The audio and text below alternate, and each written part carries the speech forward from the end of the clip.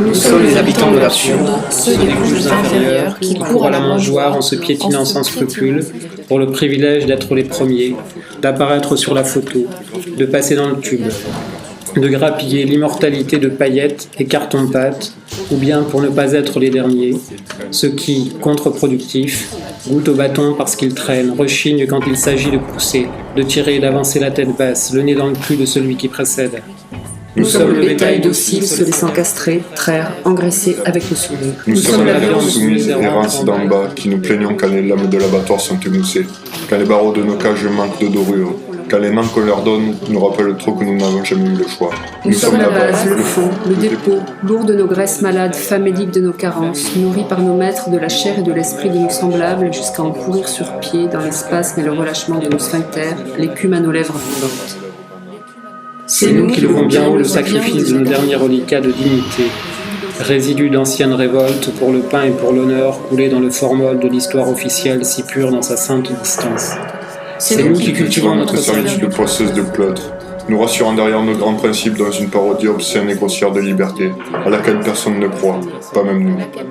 C'est nous qui portons nos maîtres, alimentons leur pouvoir, trahissons notre cause et ingurgitons au point d'en dégueuler sur nos murs et nos enfants leurs rêves de bonheurs excrémentiels.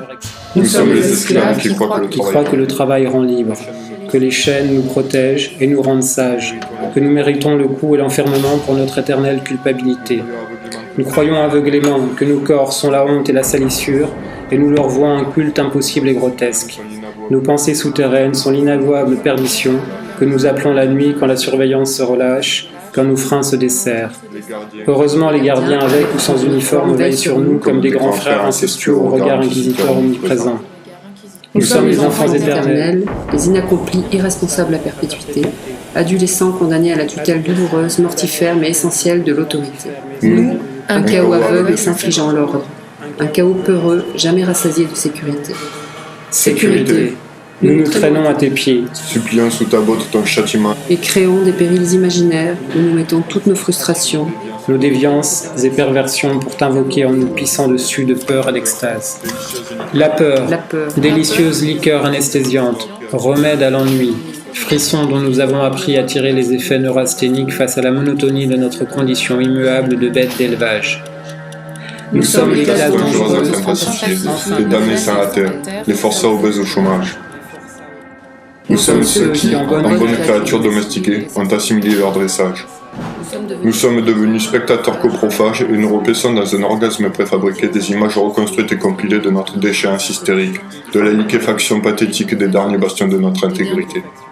Nous sommes friands et grands consommateurs de représentations cruelles de notre nombril pourrissant. Mais nous sommes ceux qui ont tout enduré, nous sommes ceux qu'on ne nomme plus, ceux qui furent des numéros, des pions, des matricules, des pourcentages, les facteurs mineurs d'équations globales, les séries de codes alignés bien en ligne face à la bouche béante, comme un four de la grande mécanique. Nous sommes la chair de l'histoire, les faibles qui portèrent les montagnes et toutes les croix. Nous sommes les crasseux, apatrides, acculturés, polyglottes, nomades de gré ou de force qui tracèrent les routes. Nous sommes les bâtards merveilleux de toutes nos tares qui, du vieux, faisons l'avenir inédit. Nous sommes les survivants de nos délires meurtriers, de tous les camps de déshumanisation, de tous les bûchers, de toutes les apocalypses, de toutes les frappes, de toutes les guerres, de toutes les épurations, de tous les exils, de toutes les révolutions trahies. Nous sommes les exécutés fièrement coupables de notre condition. Nous sommes les survivants de tous les pouvoirs. Aujourd'hui, nous sommes les biomachines à produire ou à consommer, machines à tuer ou à crever, c'est selon l'endroit où on nous a posés. Nous survivons à nos cancers, aux pluies acides, comme aux crises du grand marché, aux toxines comme à l'asphyxie. Nous sommes les morts qui vivent. Nous nous voyons comme nous sommes. Nous sommes ceux qui enterrent ici leurs espoirs dans la tourbe et quittent leurs illusions comme au père ennemi. Nous commençons à ignorer la peur. Notre désespoir, c'est le passage à l'acte, le feu, la colère et la revanche. Le désordre, la joie sauvage, l'insurrection constructive, les drapeaux d'ombre et les aurores gorgées de sang.